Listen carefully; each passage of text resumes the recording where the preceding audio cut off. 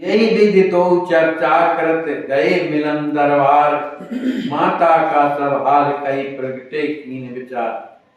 इस तरह से श्री कौशल किशोरदास जी महाराज और श्री तिलकधारी जी महाराज दोनों अब चूंकि जिस आश्रम में रह रहे हैं उनके महंत जी से आज्ञा लेना है कि आज्ञा हो तो अब जाएं घर, है ना। तो वहां पर कौशल किशोरदास जी महाराज जाकर के महंत जी से तिलकधारी की माता का हाल बता रही कि वो तड़प रही है, रो रही है। यदि ये लौट करके नहीं जाते तो उनका जीवन भी समाप्त हो सकता है। इस तरह से जब कहा तो महंत जी विचार करने लगे। बोले सकल संत भगवाना, यह रहस्य हम सब नहीं जाना। जितने संत महंत वहां बैठे हुए थे वे सब कहने लगे कि ये बालक भगवान के बारे में हम इतना नहीं जानते थे कि घर छोड़ करके आया है ना, और न इन्होंने बताया है। नाथ आप लेकर पगधारे, सकल मात के कष्ट निवारे। श्री कौशल किशोरदास जी से कहते हैं सभी संत कि आपने बड़ी कृपा किया जो आप अयोध्या आए और माता के उन कष्टों को निवारण करने के लिए जो इस पुत्र को लिए जा रहे हैं। क्योंकि सेवा भक्ति करत सत्संगा, सबके ये नितिन भरत मंगा। झूलन में रघुवीर बढ़ावा, आनंद अति आनंद पावा। बताने लगे कि सेवा क्या है, भगवान की सेवा, संतों की सेवा, ये सबके बस की बात नहीं होती है। संतों की सेवा कर, कोई दुखी है, दीन है, दुखी है, उनकी सेवा कौन करता है? पड़े रहते हैं, कोई मतलब नहीं रहता। तो ये जिसके हृदय में भगवान की कृपा है, भगवान जिससे कराना चाहते हैं वही करते, वही संत बता रहे हैं। बेटा सेवा क्या है? संतों की सेवा करना है, और इस सेवा करने से ही हृदय में प्रेम बढ़ता है।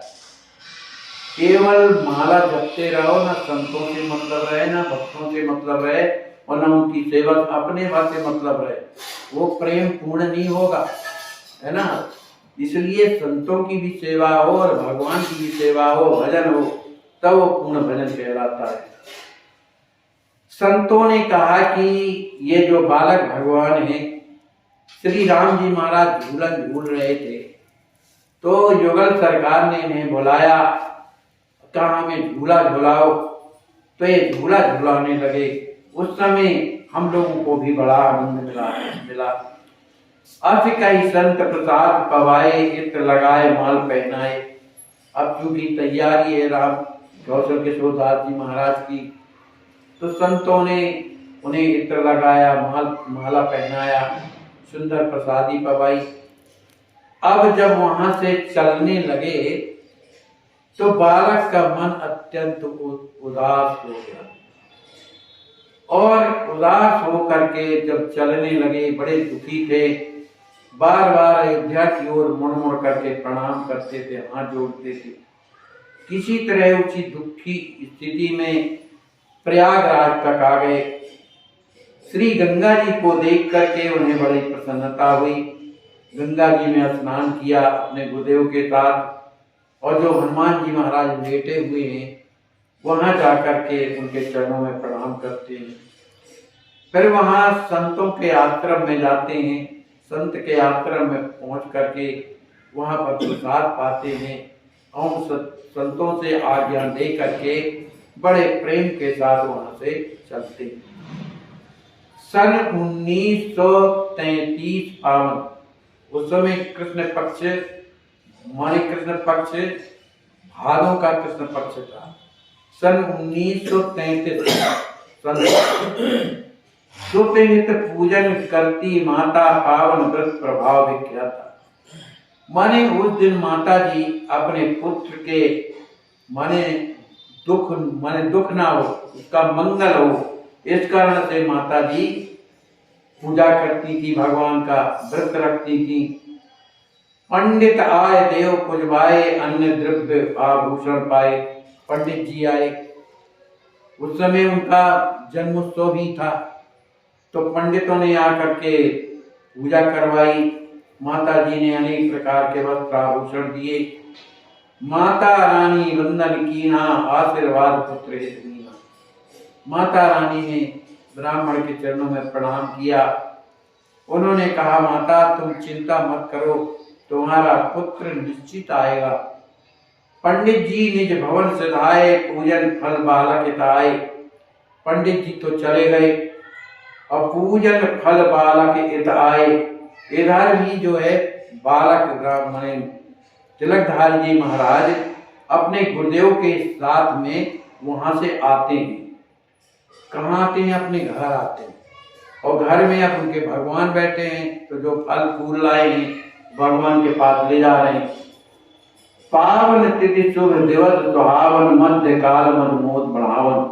उस समय जो है मध्य काल का मन दोपहर का समय था, सुंदर सूर्य तिथि थी। जब दरवाजे में पहुंचे गुरुदेव उस बालक को लेकर तिलकधारी को, तो द्वार में ही खड़े होकर श्री कौशल किशोरदास जी महाराज जय श्री सीताराम कह करके आवाज लगाए। जब आवाज लगाए तो माता जी ने सुना कि ये तो कौशल किशोरदास जी महाराज की वाणी है, तो बड़ी प्रसन्न हुई कि ये तो अयोध्या गए थे, लौट आ गए, मतलब मेरा पुत्र भी आ गया होगा। ऐसी उनकी वाणी को सुन करके रानी बाहर आती है। देख चरण वंदन करत बोले, श्री महाराज लाल तुम्हारे आ गए अवधपुरी से आज। उनके चरणों में वंदना करने के बाद महाराज श्री कौशल किशोरदास जी कहते हैं, माता तुम्हारे देखो ये पुत्र अयोध्यापुरी से आ गए। पुत्र को देखते ही माता जी ने अपने हृदय से उन्हें निपटा लिया। अब उस मिलन में माँ पुत्र का जो मिलन था, वो हृदय की जो भावना थी, जो दुख था, अब वो कहा नहीं जाता है कि कैसा है। माता जी का वात्सल्य प्रेम उमड़ गया, उनके नेत्र बरसने लगे। यहाँ पुत्र भी माँ से मिलकर के परम प्रसन्न होते हैं। दोनों का मिलन देख करके गुरुवर गए नहाए, उनके भी नेत्र बरसने लगे। नितबास अवध बिहार सुख अरमान सब कोरे हुए, और आए मन की मन भरे प्रत्यक्ष कर जोड़े हुए। मन अवध तन कोणी रहा रघुवीर छविधारे, ये निज पांच पद वंदन करत संसार सब सारे हुए। तिलकधारी का मन तो कहाँ है? अयोध्या में। बिना मन के कहाँ है? पौड़ी में। उन्होंने जो जो कुछ भी सोचा था कि मैं अयोध्या में रहूंगा, और वहां रहकर के संतों की सेवा करूंगा, नित्य प्रति सरयू में स्नान करूंगा, ये करूंगा वो करूंगा, सब अरमान उनके अरमानों में पानी कर गया। उनके हृदय में बड़ा दुख है। बार बार हाथ जोड़ जोड़ करके प्रार्थना करते हैं भगवान से, और ये कहते हैं कि हे प्रभु अब मुझ पर कृपा करो, मैं क्या करूं। इसके बाद वो अपना मन अपनी माँ के पास लगाते, माँ की ओर देखते हैं, तो उनके चरणों में वंदना प्रणाम करते हैं। और अवध धाम पावन चरित मात मिलन संयोग, जो सब प्रेम गावे सुने कबहु होय न वियोग।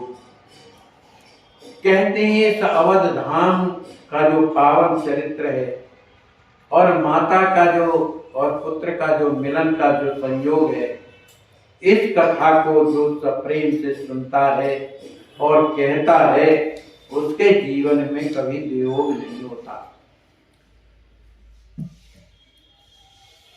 तिलकधारी परम विज्ञ है, धर्मात्मा है, करुणा कृपा के निधान है, और सदगृहस्थ भी है। सेवाव्रती माने अपनी माँ पिता सबकी सेवा करने वाले, अपने जो गुरुजन हैं उनकी सेवा करने वाले, पौड़ी के जो लोग उनसे बड़े हैं उनकी सेवा करने वाले, इस तरह के गुणी बालक को देख करके सभी पौड़ी के जो लोग थे सब आ गए कि पुत्र लौट करके आ गया। मात समीप आप उठावत, सावल चरण कमल शरणावत, प्रात नहाय कोई सब देवा, कर जाए रघुवर की सेवा। जो भी पौड़ी के लोग आते हैं उनके चरणों में प्रणाम करते हैं। प्रणाम करने के बाद उनकी अब रहनी कैसी हो गई कि अपनी माँ के पास हमेशा रहा करते थे। जब सवेरा होता तो माँ के साथ उठ करके और मैंने उनके चरणों में प्रणाम करते, उन्हीं के साथ में स्नान करते और भगवान की पूजा करते।